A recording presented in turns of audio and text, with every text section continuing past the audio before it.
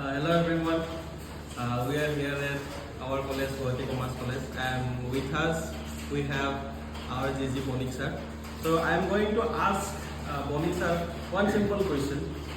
So at this age, so what is your motivation? How your motivation has come to be a fit person? How to continue this journey of doing gym, working regularly with you? What is your motivation, sir? Yes, the thing is that there is no motivation as such, and I don't depend on the factors of motivation which motivate people. Point number one. I don't depend on those factors which motivate people to be fit or to be anything. First point, see, you have to love yourself. Yes, sir. And then you have to love your family. It's the most important motivation. And remember, nobody in the world gets two lives. Yes, sir. Only one life. Only one. A person is born and he will die. And between death and, birth and death, during this period, that is a limited time, constant time. Yes. Maybe someone's age is, bigger or longer like that.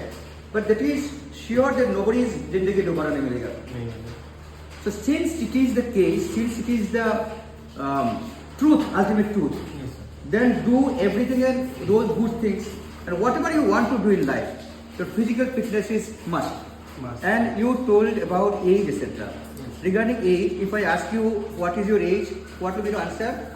Tell me, I am? I am now 30 years old. You have said I am 30 years old. Yes, sir. This is wrong English. I have told different person.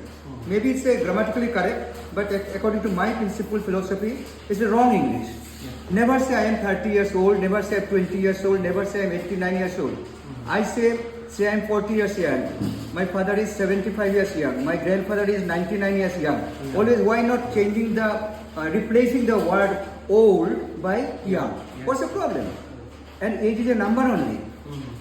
You have to keep yourself maintain whole life so that you can do more and more work and enjoy life to the extent possible, best, a maximum utilization. So once you are motivated that way, you shall be interested to maintain your fitness. Yes. Without mental fitness, you cannot do anything. Now, if you want, I can tell you 4 factors of life motivating. 4 factors. Means I'm not saying about the factors which I don't depend or people depend on motivation. No, something else. 4 points are there in life. Number 1, you must have physical fitness, physical development. Yes. Hindi में बोलते हैं शारीरिक विकास. That's your number 1 point, physical development. Number 2, only physical development will not help you. You must have mental vikas, mental development, Yes. manasik vikas. Manasik. Second, because without a good mind, your only physique will be just like any other animal. So number 1, physical development. Number 2, mental development. And physical development, mental development, these 2 are not sufficient. You need 1 more. That is intellectual development. Intellectual development. If you don't have intellectual development, you are mentally developed and all, then people will cheating you. Whatever you want to do, you cannot do. So I have told you 3. Number 1, physical development. Number 2, Mental development. and number 3, intellectual development. And these 3 are not sufficient except without the 4th one. And 4th one, do you know what? Can you guess? Let me tell you. 4th one is spiritual development. Spiritual development. Yes, spiritual development. You need spiritual development. Only that if you have or if anybody has the spiritual development, if maximum people have spiritual development, then I think there won't be any Israel and Russia, Ukraine wars. The spiritual development. When I feel you also might say like that, then I won't be able to kill you or anything like that. So that spiritual development is highly essential. So we are having 3 types of development. Number 1, physical development. Number 2, mental development. Number 3, Intellectual development. intellectual development. And number 4, Spiritual development. without these 4, nobody can have a fullest perfection of life. Yes. And since you come to this life, you should have a perfect life. Doing maximum. It is a common, everybody knows that once a person is born, you will go. Yes. So before the person goes, how much maximum you can do for yourself, for family, for friends, for the society. So once you are motivated that way, the number 4, I have given you 4 factors. Number 1 is physical development class. You don't have good physical, you are very expert in mathematics. What can you do? You are physically very weak, and you can write research paper.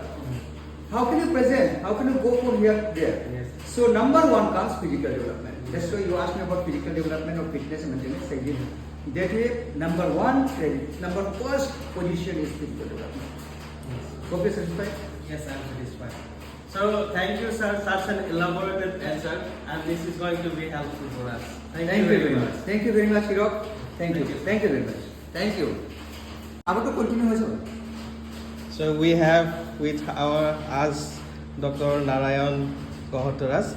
So Naranda, how did you find Bonik sir's answer regarding fitness? I think it was very inspiring and very motivating, and we can learn a lot from sir's advice, and hope we'll get more to interact in the coming days. It was very nice. Thank you. And how do you find Priyo? We have with our Priyo Basumutari. How do you find sir's I feel answer? it very motivating.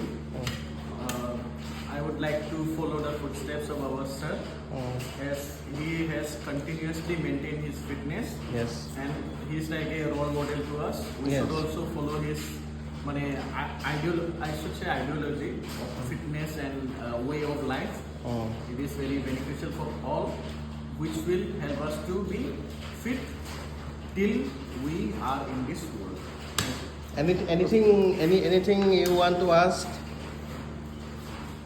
Any more questions? If you have, then you may ask. So no questions.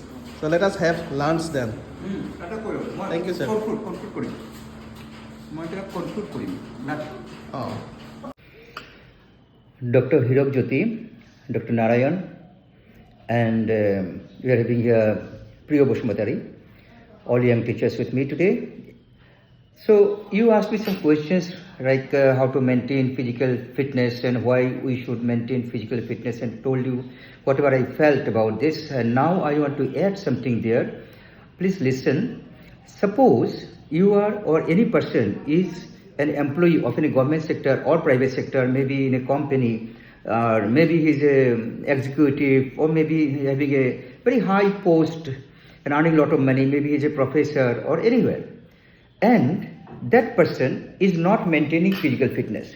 Suppose that person is not maintaining physical fitness and he's in the service in a company or government organization, but he's getting the full salary. So if he is not maintaining his physical fitness, then you understand what happens. He or she is not in a position to give the fullest of his service to this organization, maybe government, maybe private, and is getting salary. So I'm thinking this way: it is your moral responsibility to be physically fit. Because if you are physically fit, it is good for you, it's good for the organization you're working, and is good for the whole society. So what I want to say, if suppose a person is not maintaining physical fitness, but he is getting the salary, taking the salary, then is it to what extent is justified? This also a question. And suppose you are not working under anybody, you are not in any service, but you are doing some business.